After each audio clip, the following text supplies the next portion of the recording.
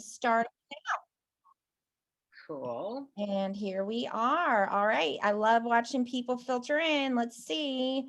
Right? Let's see Yep, they're I'm coming. Welcome, everybody. go ahead and I'm going to put that captioning on because you know me, I'll forget it, right? Yes. Get Yeah, on we've got our her. closed captions. I'm feeling good. Welcome, everyone. We always, love to hear from you guys and see where everybody's from. So go ahead and stick your name in the chat and tell people where you're from. We would love to hear. I know, and I'm also curious, especially to those of you that are from warmer climates, what it's like there. I'm going to live vicariously through you because we're about to have a big ice storm here in Kentucky. So, oh, look, we got one from California. We are supposed to be getting that ice storm tomorrow. So thanks for sending it our way, Michelle. Oh, yeah. We're living right now with 2 feet of snow from this past weekend. It was even more. It was more than the snow. It was the winds were incredible. And wow. So yeah, it was really wild. But we haven't had one like that in a long time.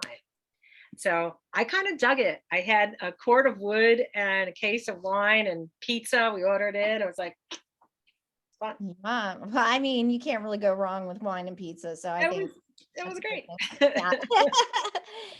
Looks like lots of people from California. That's so exciting, Kymberly. 60 and sunny in Bakersfield. Lovely. Yay. Oh my goodness. It's so funny. It really is. This winter has been just crazy. And it was so warm throughout like December. I couldn't believe it. And now it's really feeling like winter, which is good. So our California weather it's cold in the evenings and then 75, 76 during the day. So it's a nice right. balance. Yeah. It's nice. It's wild in Southern California because the moment that sun goes down, you better have a sweater or a jacket or something because it's like immediately it changes so fast. Yeah. And sunny Orlando. Well, that's nice. Last week it wasn't so warm in Orlando, right? Yeah, that's right. It was like in the 50s or something crazy like that. My brother-in-law, who's a little bit further south of that, had said that there were lizards falling out of the trees because when the temperature drops to a certain level, then that's it. The lizards like go into hibernation and they fall out of trees. And it's like you could be walking by and it's like, they're not dead. They wake up again when it gets warmer. That's so funny. I actually heard the same thing. It's awful, but it's funny at the same time. I hate to laugh at it, but poor lizards. Cold in Richmond, Virginia as well. Oh, Kathy's here. Hi, Kathy. We should put Kathy on stage here. I know. Kathy's one of our Education Associates representatives for California. So we're super excited to have her. She's awesome. Yeah. She is awesome. That's who I contacted. So she's great. Absolutely. Snowing in New Mexico. Oh my gosh. Oh, that's nice. There we go. That's crazy. All right. Well, I think we're there timing wise. And I know we've got, oh my gosh, we've got a whole bunch of people who are already in here. We had a whole bunch registered. So I'm going to keep us on task and keep us on time and officially welcome everybody to our WorkAbility and Transition to Adulthood session here. We're really excited. This was so much fun to put together. We learned so much, Michelle and I, and we know that you will as well. My name is Joyce Whitby, and I am with a consultant here with Education Associates. And Michelle, you want to say hi? Hi, I'm Michelle Magram. I'm the National Sales and Marketing Manager here for Education Associates. And we're super excited to have these 2 lovely ladies from Monrovia in California.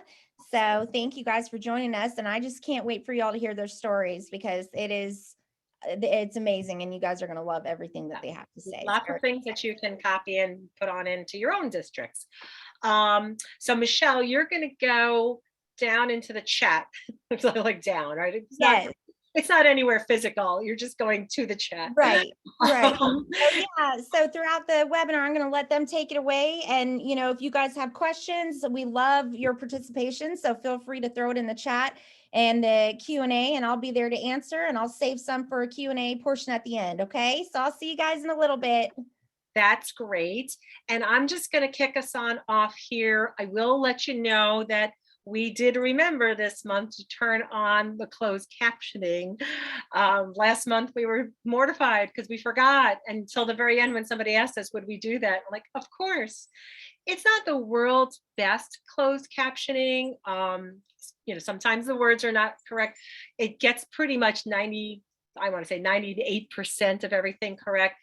But it doesn't distinguish, right? So Kymberly, if you say something, you say hi. Hi. See, it doesn't really say Kymberly speaking, Joyce is speaking, which is like what you want in a professional thing. But this is available for free on Google Slides. So I was just like kind of pointed out in case you need it, it's there. And what I'm going to do before we get moving here is I'm going to launch our first poll, Kymberly. So folks who are here, please use your mouse to make a selection so we know who's joining us here today. And I'll talk through it for a little bit and let the votes pour in. You see, we have a lot of folks here today. Good Lord, that's great. We're excited. Oh, speech language to pathologists. Thank you. Yes, thank you for reminding me that if you are not one of the above, that you're just going to enter it on into the chat. You can see EC department coordinator. The Lorain County Board DD. So that's kind of more of a regional office and so forth. And we've got about 78 participants here. I'll give you another moment. I'll end the poll and share the results on out. So kind of a nice mix, Kymberly, right? So we've got a third of people here are transition and CTE. So that's great, as well as classroom teachers and so forth. So stop sharing that. Thank you for that. It helps us know who we're chatting with. And I'm just going to tell you a little bit about Education Associates before we get started, so you have a baseline of what the company is about in our curriculum. And first and foremost, our mantra is one size does not fit all. And we don't even believe that one picture for this is enough. So because Michelle's a Disney person, here's a different way. One shoe doesn't fit one person, or one shoe that fits one person pinches another. So that's definitely what we live and breathe by. One size does not fit all. And we've been around since 1980. For the past couple of years, I've been bragging about the fact that we hit our 40th birthday, but now we're kind of looking at 42 this year. So, and you know what? Like 42 years ago, when they first started this, the curriculum just didn't look like what it looks like now. It was different. And that was because it's morphed over these years based on input from teachers, based upon what we learned in schools, based upon research that we conducted at multiple sites throughout the country. So that hands-on evidence-based with lots of tools and lots of flexibility. So depending on what type of students you have and what your program looks like, you can really make this curriculum fit. Lots of UDL, academic integration, CTE integration. We've had this used with our with kids from K through 12 because we have different variations of it that work for younger kids. And then we've had that 17 through 22 age student. We've had community colleges, adjudicated youth. I mean, a lot of different programs. So it really fits in lots of different ways. And we try to make the implementation as easy as possible. But you don't have to take my word for it. We've been approved and validated by a whole bunch of different organizations, including the US Department of Ed. And in 2020, right in the midst of the onset of COVID, we got our case endorsement, which was like a little mini dissertation. I was part of the process. And boy, I tell you, you have to fill out all of your criteria and your research according to the rubrics from CASE, which is the Council of Administrators of Special Ed. And then they go through it, and then they ask you a whole bunch of questions, and you have to write out your answers, and then you have to get in front of the whole committee and defend it. So it really feels like a little dissertation as you're going through it, but it's really nice because it does validate that this stuff works. So what I'm talking about are the materials, the curriculum from Education Associates. There are two parts to it. On the left in green, you see Project Discovery, and those are the materials that start with our elementary age students with career awareness, and then go into career exploration with over 100 careers that are addressed. There's an adapted version for more severe and profoundly impaired. And then there's a really intense version of job skills training. And so it really goes quite deep. And then on the right side in blue, that's our life skills, because, one thing is teaching a student the actual skills to a job. And then the other part is preparing them to live as independently as possible that they can. So there are tons of titles. You can get one title at a time, whether it's in the job skill area with the Project Discovery, or you can get the life skills in the same way, or you can get them by groups. So I could just get one like banking, credit, and loans, or I could get the whole independent living series. And there's all sorts of great ways to get that. And that's about all I'm going to give to the product line right now, because we want to get back to workability and transition to adulthood. If you're interested in learning more about the products that these women use in Monrovia, we'll show you at the end how you can get a private tour and learn more. There's all sorts of ways. But for right now, Kymberly, I'm going to go down, make sure that you have the slide control. And I'm going to go ahead and I'm going to stop my video and mute, but I'll be behind the scenes right here and here to help if you need me. And oh, I'm so sorry. And you can introduce yourself and Kim, whose students just went off to lunch and she's able to join us. So I'll be back in a minute or a few. Hi, welcome everybody. Good morning. Well, good morning in California, I guess, for those of you that are in California. My name is Kymberly Hirst. I am the transition coordinator here at Monrovia Unified School District. And I'm going to be talking to you today about workability and transition to adulthood. And I have invited our moderate to severe teacher here at the high school campus, Miss Kim Kirkendall. So if you want to introduce yourself and share a little bit about you. Hi, I'm Kim Kirkendall, and I am the life skills teacher for moderate severe students at Monrovia High School in Monrovia, California. I've been teaching for 10 years, I believe now, and in the district for 15. Very cool. All right, ready? So here at Monrovia High School, we have a workability program, and we use the funds for workability.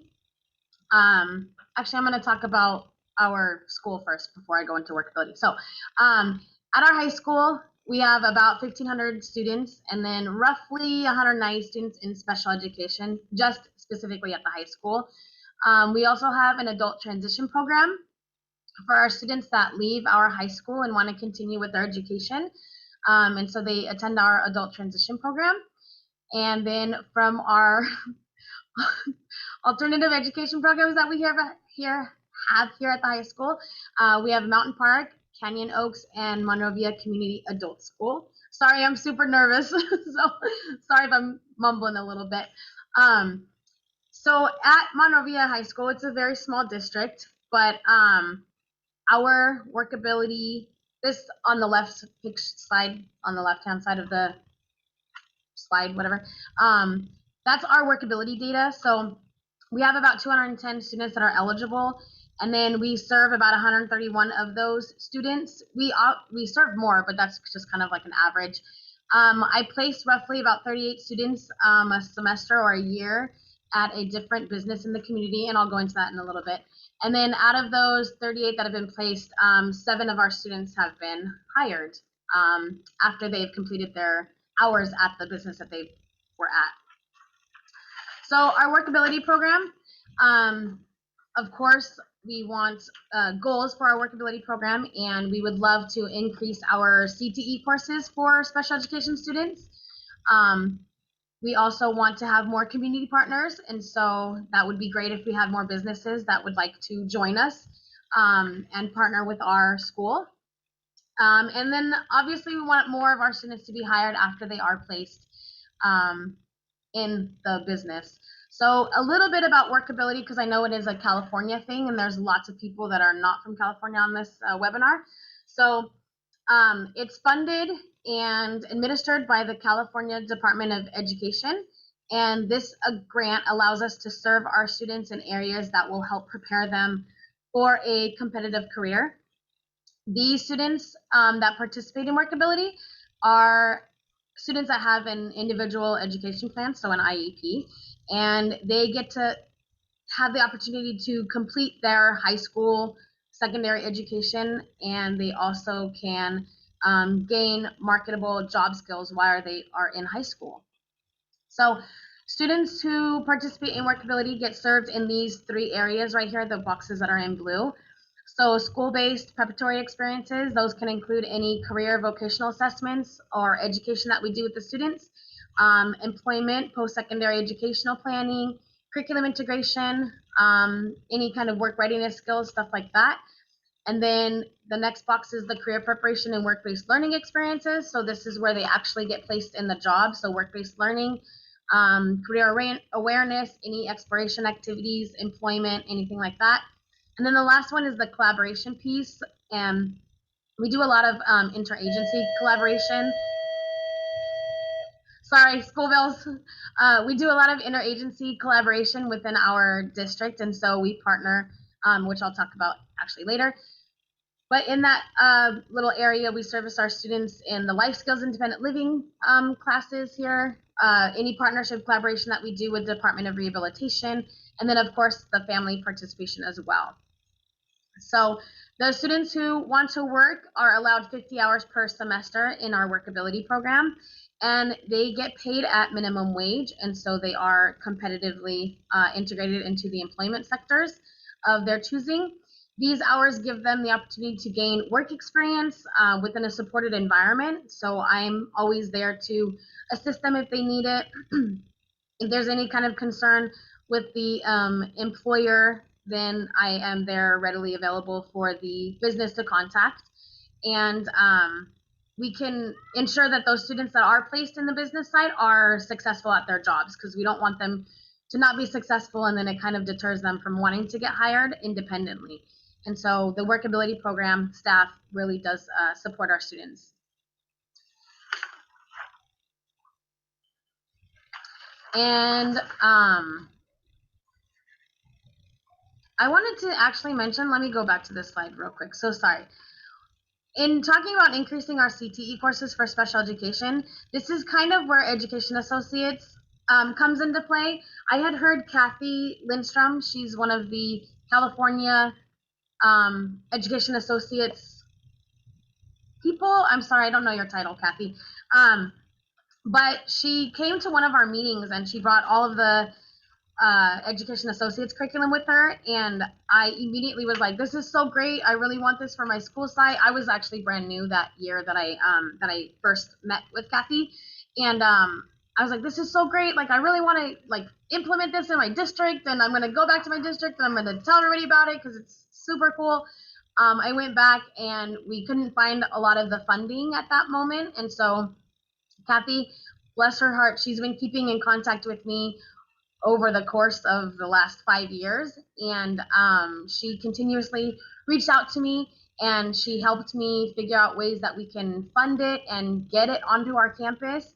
And with her help, I was able to purchase a ton of curriculum from Education Associates, and we've been implementing it this year on our high school campus as well as our adult transition campus. And so I've been working with our district and to help figure out how we can get more titles and have more opportunities for our students in our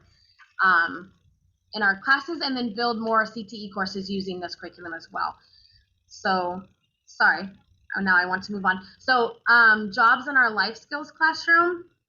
So using the titles that we purchased, we've been able to build skills in the classroom and then take those courses and those skills onto on-campus jobs that we have, which we'll talk about in a little bit. And eventually we want to take those skills out into the community. So we start with, our life skills classroom, which is the classroom that Kim teaches. And then we want all of our students to be competitively employed regardless of what their abilities are. And if someone can just teach the students how to do the work, the student will be able to do it. People just need to see it to believe it. And so we start our students off in jobs in the life skills classroom. And Kim, do you want to chime in a little bit and talk about your jobs in the life skills class?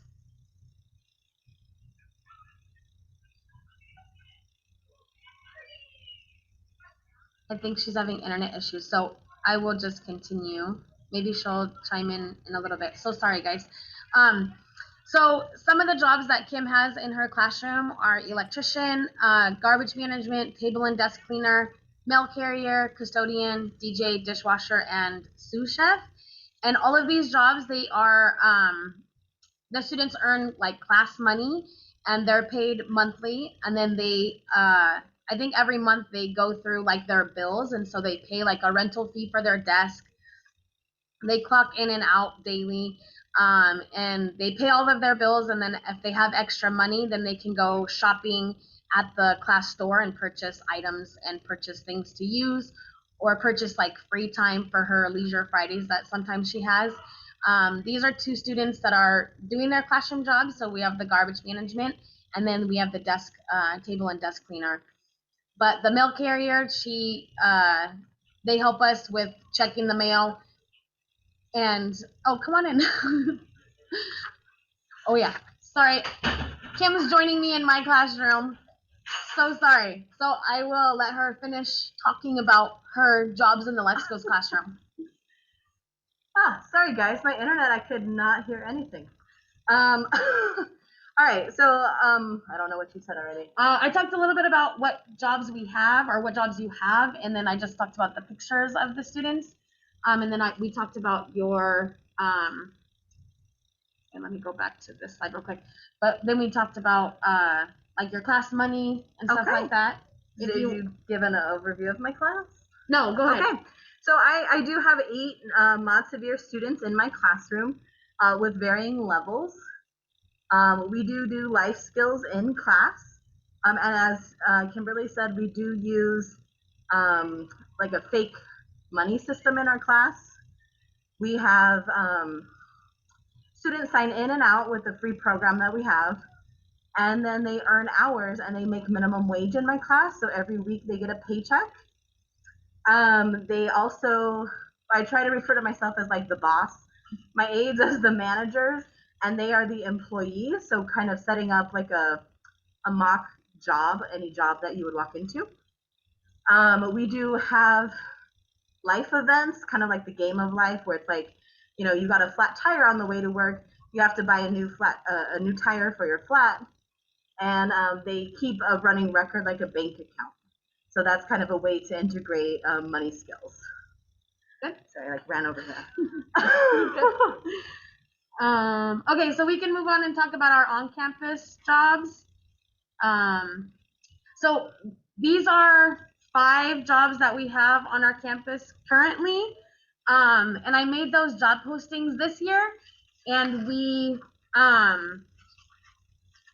I gave them to Kim, and so she has them actually posted in her classroom. And then we also have like a vocational lab that we've set up, which there's pictures, I think, later on in the slides. But so these 5 job postings are jobs that the students had to qualify for, to make sure that they, read what the qualifications were. Are you a sophomore? Are you a senior? Are you willing to wipe stuff down, take trash out? Are you willing to talk to customers? Stuff like that. And so they filled out applications. We conducted interviews with the students, and we set up an interview, and I interviewed the students in my classroom, and then we hired them.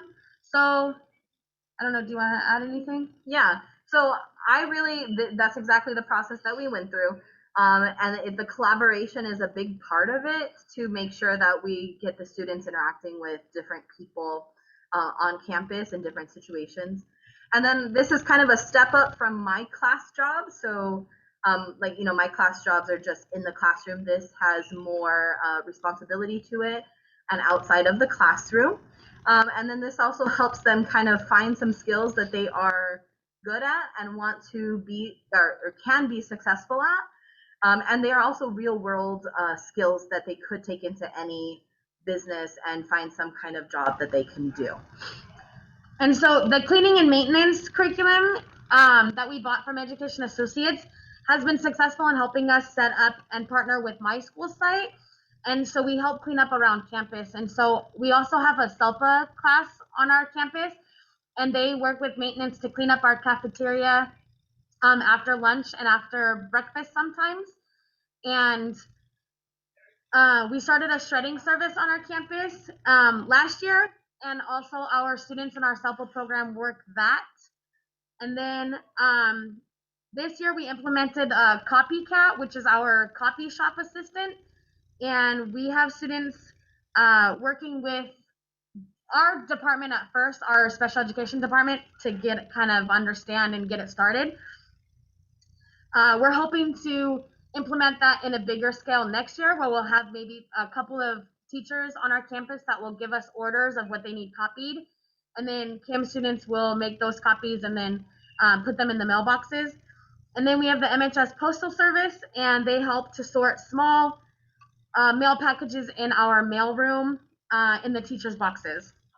So these students pictured right here are from our MHS Roasters.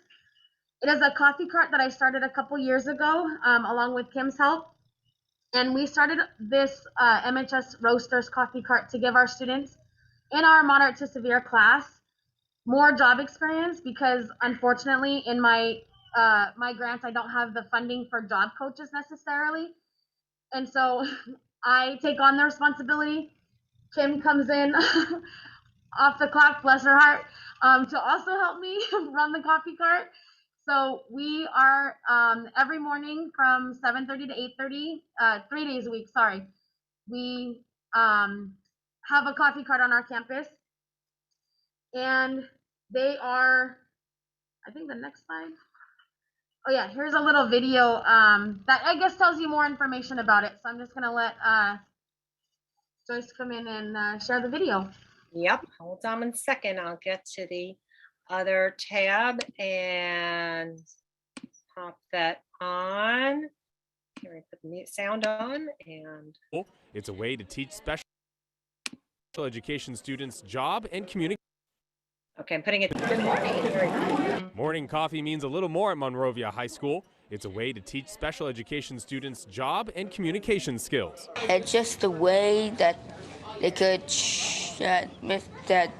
they could teach us how to make coffee if we grow up, or working at a coffee place. This is like my life, you know. The MHS Roasters coffee cart goes out at 7 in the morning and serves students and staff with coffee, tea, or hot chocolate.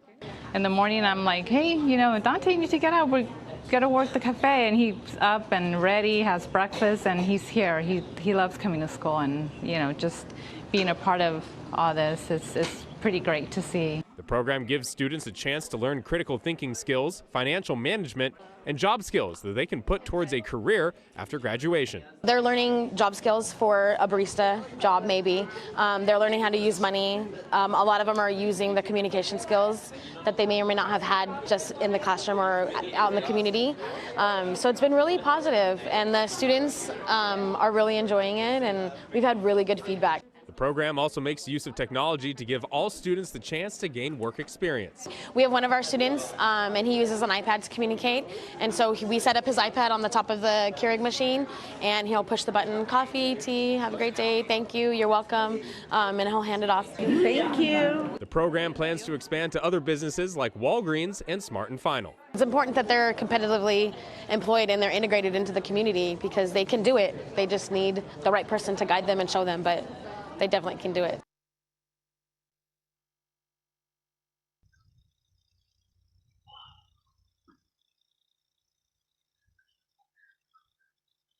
Super fun. Thank you for showing our lovely video.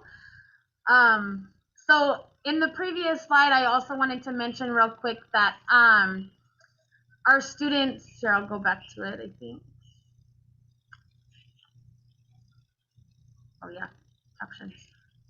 So sorry. Okay, so in this, on this slide, there are obviously our MHS roasters part, and then we also have 2 students that are pictured here.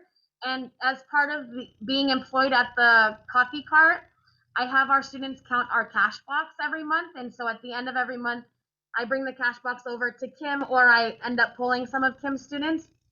And during her math period, she gives the students, like, this student will have the cash, this student will have some coins, this student will have some coins, and they'll count it all up for me. And that's kind of how we keep track of having more jobs that have to do with like running a business. They also come into my room and they help me stock the coffee cart in the mornings or at the end of the day, whichever is easier.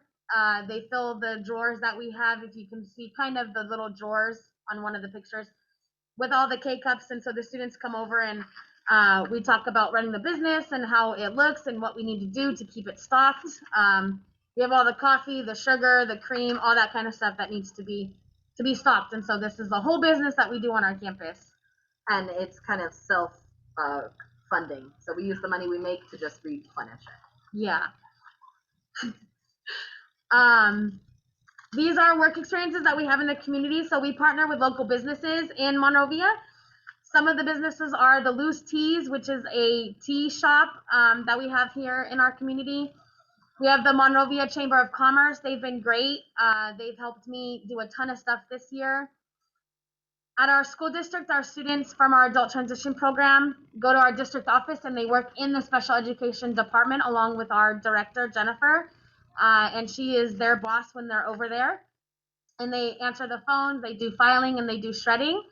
And Jennifer walks them around, introduces them to the district office staff. And our students are this year going to be wearing polo shirts that are labeled so that they know that they are staff of the district office and Monrovia Unified School District. We also partner with Unleashed, the Habitat for Humanity, REI. REI is our kind of like a Cabela's or a Bass Pro Shop. It's kind of like one of those kind of outdoorsy camping stuff, kind of that kind of gear. Boys and Girls Club of the Foothills, which is like a Boys and Girls Club of America. But we have one right here in our community, and they partner a lot with actually our Monrovia High School.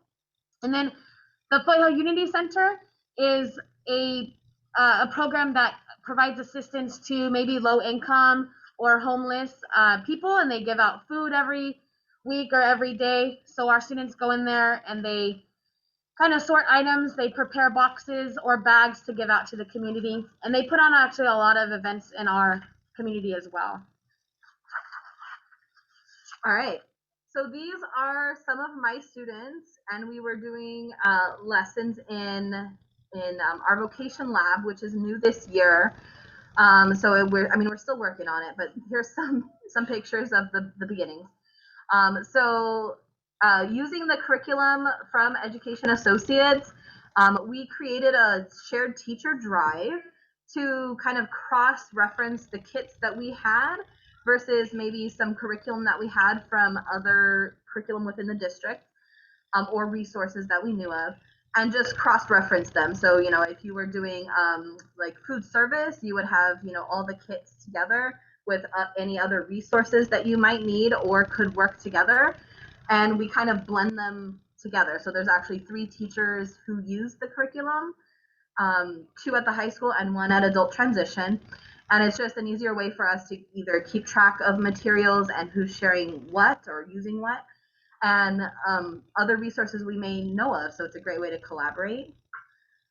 So this is us doing a lesson, and then we have different ways to do it. I have done it in small groups where I can pull by like ability level. I have students who are higher and students who are lower.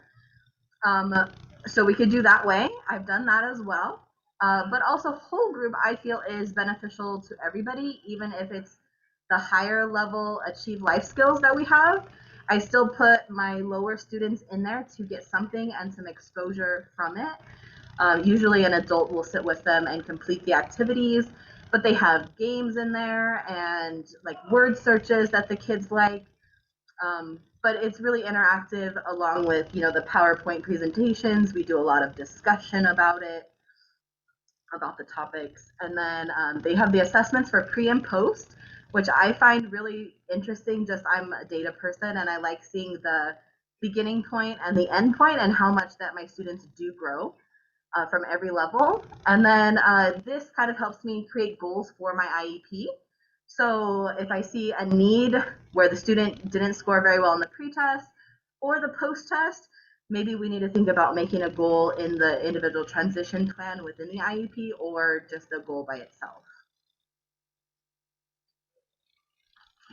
Here are more pictures of my students in the vocation lab. We have set up areas to kind of mimic the stations with the curriculum that we have. So we have a kitchen area set up for the food services, and I'm blanking the nutrition. Yeah. Then we have like the little desk area to mimic like an office desk. Then we have, what else do we have?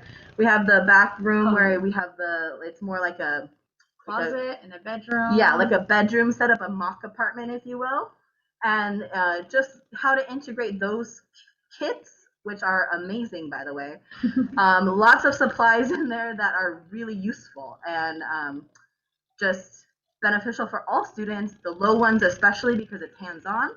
But even my older students, not older, higher students, they also get joy from this. You know, I was really, there's a picture on here of the one in the tie-dye shirt cleaning the windows with the cleaning lesson. And she really got into it, which I was surprised. I thought we were going to be like, oh, this is boring. Yeah. But really got into it. So all students love the hands-on pieces to this.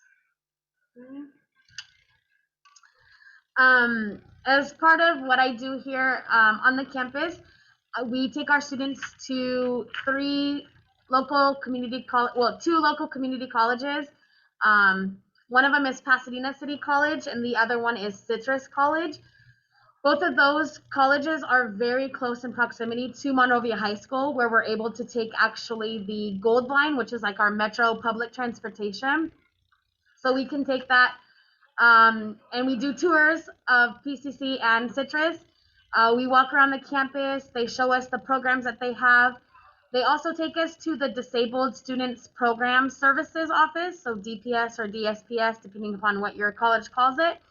But they have them sit down in a classroom, and DSP office comes out. They talk about what supports they can offer them, what their IEP will look like in college, because, right, you don't have an IEP really in college, but you do have supports in place to support you if you do have an IEP in high school. So they talk about that. They talk about what paperwork you need, and they just give kind of a general overview. Some of our students want to go to Citrus and they want to go to PCC, so it's encouraged that they bring all their documentation that day as well, so they can sit with a counselor that will help them do the beginning portion of the application. Another program that we are going to go visit as soon as COVID is over is the Mount Sac program. They have an impact program. It's on the slide, and forgive me, I don't remember what it all stands for. But San Antonio College, they offer the students that are in the life skills classes or adult transition program, they can go there and continue on with that sort of education. So PCC and Citrus, they have smaller classes and less options for students, but the impact program at Mount Sac has a broader class selection, and they kind of run it like a college class, and they do a lot of hands-on. So it's a lot about independent living and a lot about life skills, just, you know, trying to be an adult, if you will. The other portion of preparing them for the career readiness side, we do career interest inventories with our students. I do mock interviews with our students. We help them with their resume, job exploration counseling, and then of course, counseling on post-secondary education. So along with that, we also take a tour to the adult transition program. So we take Kim's students and Shannon, who is our teacher in our SELPA class.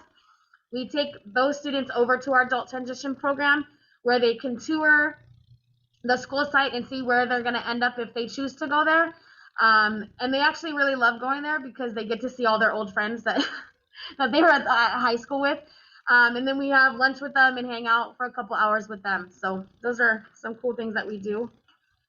And I think one more slide. So this is our interagency partner involvement that we have. So at Monrovia High School, we participate in 2 LPAs, which are our local partnership agreements. These agreements were created with the idea in mind that the local education agency, the Department of Rehabilitation Office, and the regional centers will work together to streamline services for individuals with intellectual disabilities and developmental disabilities. We want these individuals to be competitively employed, engaged in their communities, and have services readily available to them.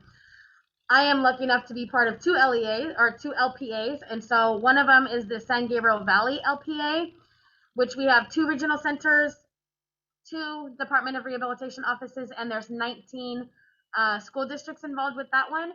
The next one is the Foothill Valley LPA, which I co-host along with our Department of Rehabilitation office.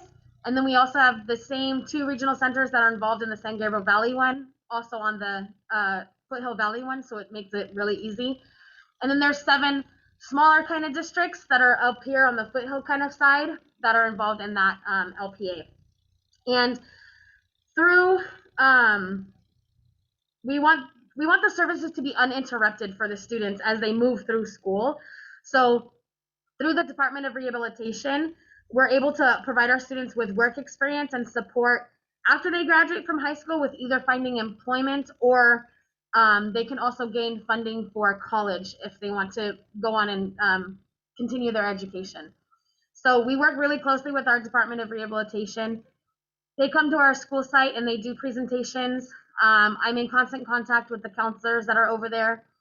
And then our other community partner is the Monrovia Chamber of Commerce, which we just kind of started building this year. They were so gracious to help me send out a survey to our local businesses to find out if businesses were willing and wanting to work with me and partner with me to house our students and to help our students gain job experience. So that pretty much wraps up my section. Is there anything you'd like to add? I just wanted to add that I think it goes with this slide, just that collaboration piece with everyone, like community, school-based, middle school to high school to elementary school, all the levels, just it's imperative because you build upon it and then just keep going. And this is just a great system that it leads up to functioning adults in our society. Yeah. Nice. Wow. And I tell you, even though we learned so much when we were just practicing for this, I learned more again today. I'm going to put into the chat the Mount Sac EDU Impact Program link. And I looked it up. All right, everybody ready? Impact stands for Independent Living Skills, Mobile Training, Physical Health and Well-Being, Advocacy for Self, College and Career Readiness, and Technology Training. There you go. It's definitely a mouthful, and I had to write it down. I would never ever be able to remember it myself, but Yeah. I like the word impact because that's really what it does. And it talks about in their About Us thing that it's really a program for adults with intellectual disabilities and other developmental disabilities. And it's really a comprehensive curriculum. So it's so amazing that you guys were able to kind of tie it together, and that's what it's about. That's the hard work. The hard work is making those relationships between your viable career pathways within your community and then these other, alternate post-secondary options that are also viable. So thank you guys so much. And I think we're up to questions. So Michelle? Yes. Well, thank you guys again, just to kind of piggyback off of Joyce. You guys did a wonderful job and you're doing wonderful work. So super exciting to hear your story. So I had a couple questions about just kind of funding and startup. So I know that we established that the coffee cart is self-funded, but somebody asked how you got the initial funding for the coffee cart. So due to COVID, I mean, COVID has its positives. we had a bunch of money that we needed to spend through the WorkAbility program, as well as I also have a transition partnership program, which is the other piece, and that's through the Department of Rehabilitation. So I run the WorkAbility program and the transition partnership program, both of those. So because of COVID, we had a ton of money left over in the contract for TPP and the grant for WorkAbility. And so the initial kind of startup costs came from both of those programs combined, along with a little bit of money from our district. But for the most part, it came out of both of those budgets. Yeah. Because COVID allowed us to have extra funding.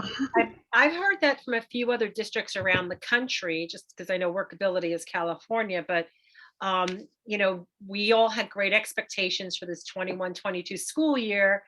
And then along came Delta, and then along came Omicron. But where we thought we were going to be placing students out more and more, like here in New York, in my area, since, you know, the beginning of 22, we're, you know, dealing with major shortages just because people are out sick. And so all of the funding for any sort of student transportation and the job coaches to go into placements is sitting there. And we know that all of this money within like the next couple of months becomes use it or lose it money. Yes.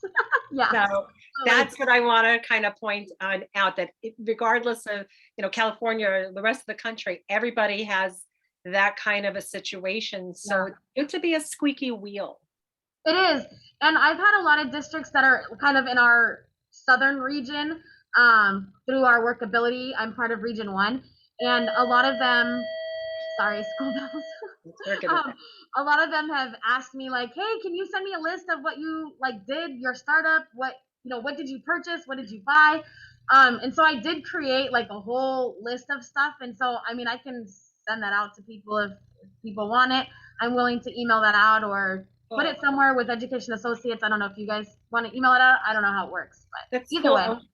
We also have, Michelle, we have that wish list, right? So yeah, we do. Yeah, absolutely. And then after this, you know, it's always something that we could add. We always send a follow-up email to everybody, to all the attendees and non-attendees, you know, the people who registered but didn't attend and the people who did attend, with the recording link, and we could always include it in that as well. So, you know, that's something absolutely I can include. And I see in the chat, yes, please. I hear you, Cynthia. We gotcha. All right. I just wanted to add on that note, when you said that, you know, our kids aren't able to be placed in the community, I really found this to be a good filler because it is real world skills that students can take into a job. So maybe it's like, take a step back this year, teach these skills really well, and then, you know, in the future they'll be able to be placed.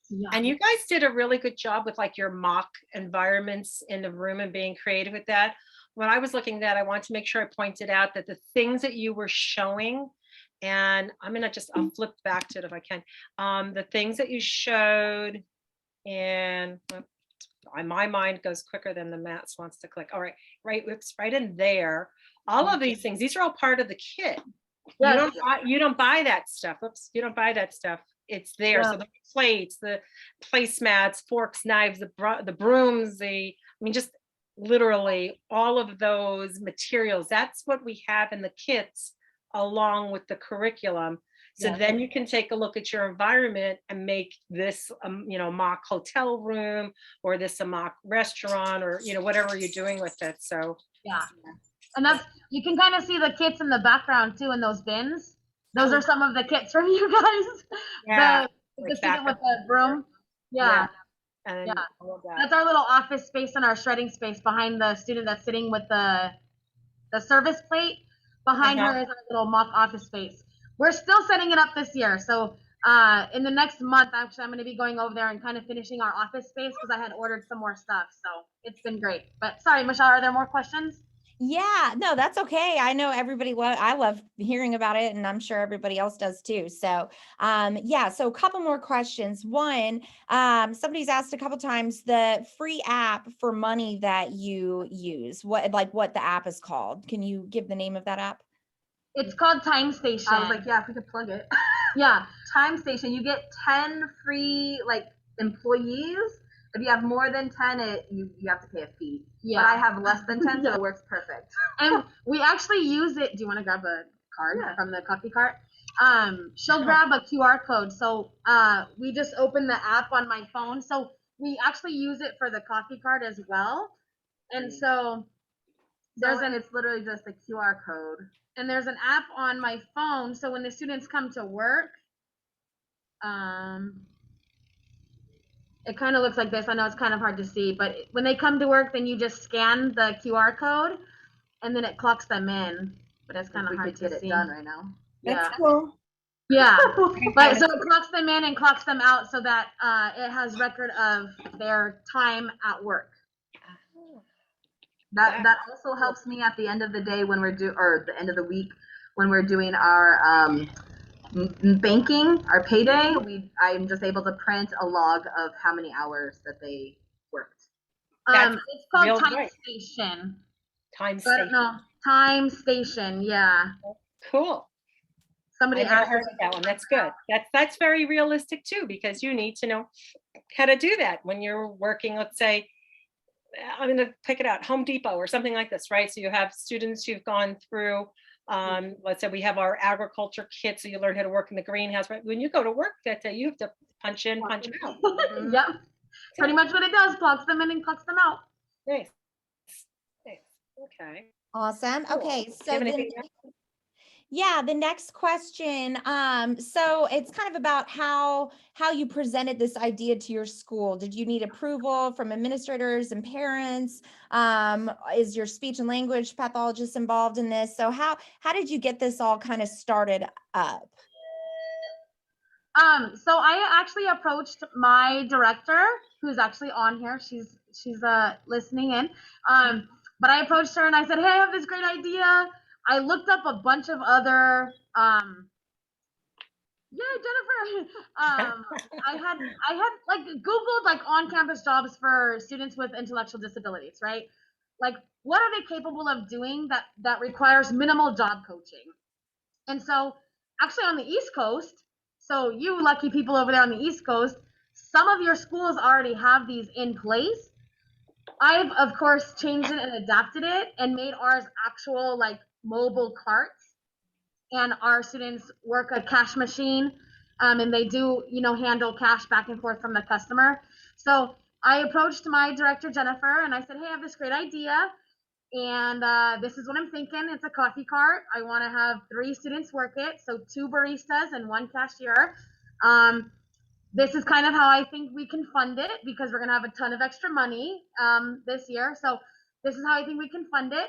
And she approached our higher ups, if you will, at the district office, and we got approval from our superintendent. And our superintendent is actually pictured in the video. If you saw her, she was in the pantsuit, I think black and white pantsuit.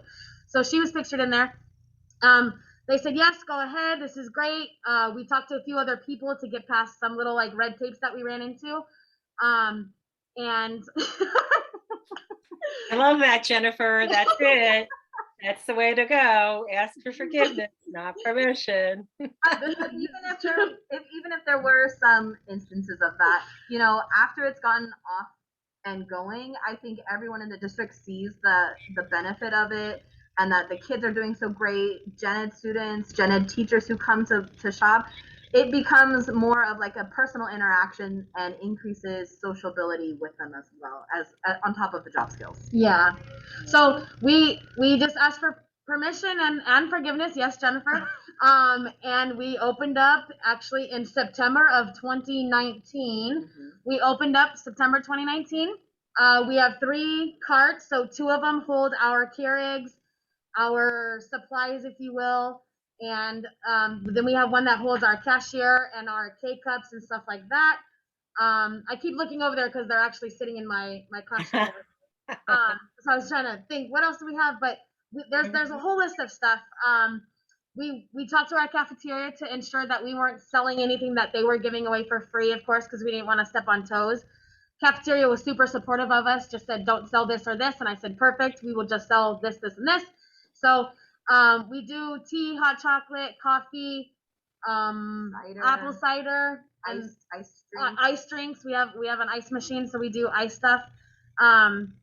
Yes, I will send you pictures of the carts that I have. I can send you anything that you need regarding the coffee carts that I have. So a lot of the districts have done it very, very differently than I did. They just have maybe a cart set up where people come and kind of self-serve, but I wanted it to be more of a job experience and job skills, and the ability for the students that are learning to use the cash register to be able to take that outside to another job and be able to say, yes, I have cash register experience. I don't have a POS system. I was trying to figure out how to do that because, you know, all of our high school students are like, do you take card? Do you take Apple Pay? It's cash only, people. So, but we sell everything for $1 just to keep it very minimal with the change and stuff like that. But we're mobile, so we set up in the foyer at the front of our school. So anybody that comes in the front door has the chance to purchase. We also have the tokens to do the food handler's license. Yes. We also use the curriculum there. I think it's the food service. Yes. Am I naming it correctly? Food service. How to serve food and help students. And yes, they do tip. Yes. And we do have a tip jar. We didn't have it at first, and then the staff was like, where's your tip jar? And I was like, they get paid. And they're like, they need a tip jar, Kymberly. And I was like, okay. So at the end of the school year, we have a pizza party for them. Due to COVID, we weren't allowed to have it last year because we got shut down in March of 2020, as you all know. And so I got with our adult transition teacher this year, and I said, hey, all of my employees are now at your school site. We're going to do a pizza party at the end of the year with all their tip money. So it's very cool. It's cool to see. I have a student that's in general education, and she walked up to me and she's like, hey, how do I work here? And I was like, you have to be in special education to work here. You have to have an IEP. And she was like, I don't have that. And I was like, okay. She's like, can I volunteer? And I said, absolutely. Yes. Come any day you would like. So right, to help and everything. And I think that on the question about the pictures and so forth, everybody here today and actually anybody who registered is going to get a copy of today's recording. And maybe Michelle, what we'll do is we'll also put that link, because you can watch the video here that we showed, but there's also the link to the actual ABC News site and everything. Because if I were a teacher here in my hometown in Sayville, I would be bringing that up to my boss and saying, hey, I just listened to these ladies, and guess what we should do? So yes, so I wanted to mention about that. So the follow-up email, what I think would be beneficial for everybody is if you sign up for our newsletter, because in our monthly newsletter, every single time we do a recap of our webinar Wednesday, and we always we'll put pictures from the webinar, we'll put the link to the videos, we'll put information about our product, the wish list, things like that. So literally it has everything you guys are asking for will be in our newsletter.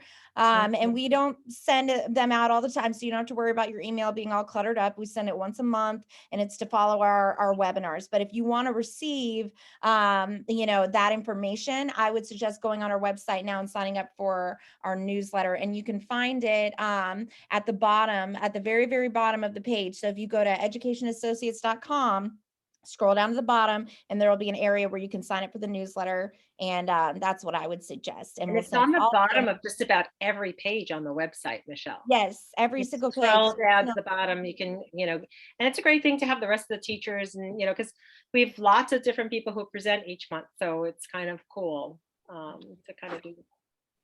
Yeah, so I'll send here's the link to our website. If you guys want to just click that real quick, scroll down the very bottom, and then just type in your email, and it says enter your email, select state to receive news and views. Takes a second, just stick it in there and you'll get all that info. Yeah.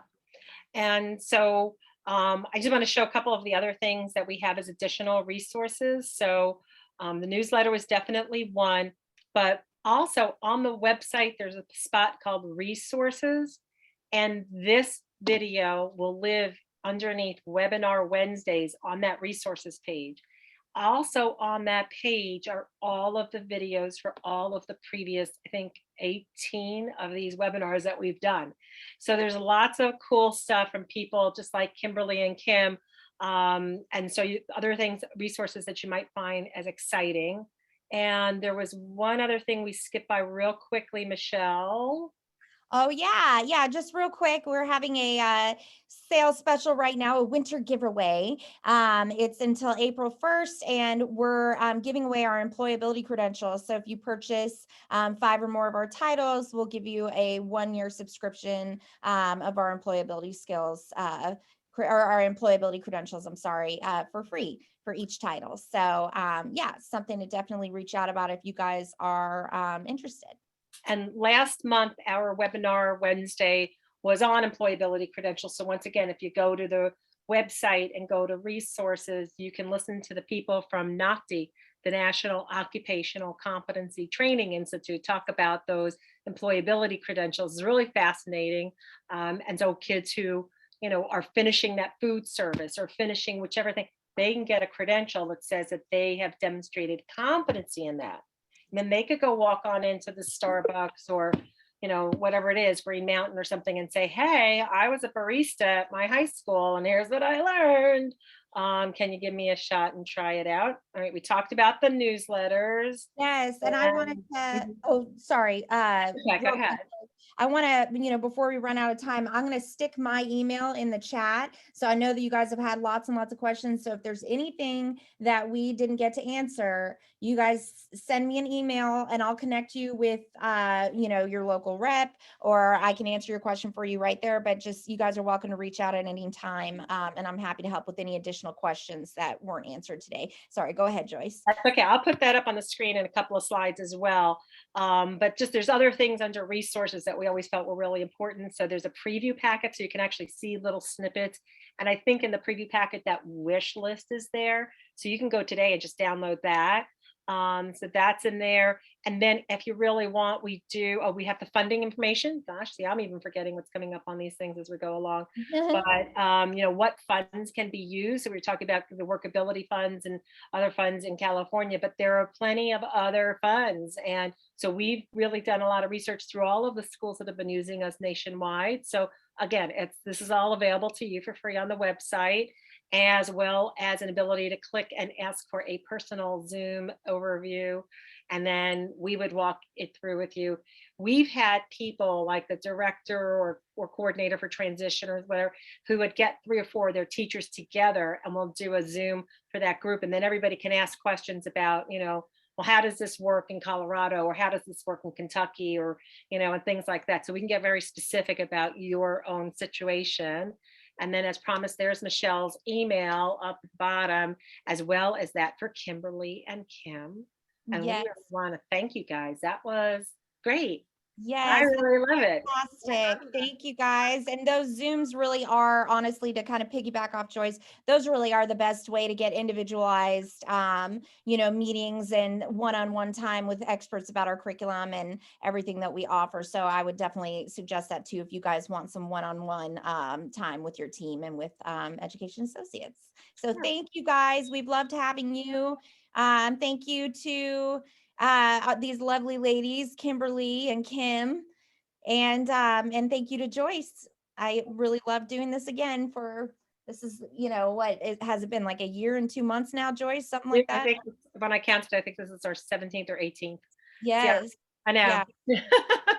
Oh my gosh, it's a crazy thing. So I'll stop the recording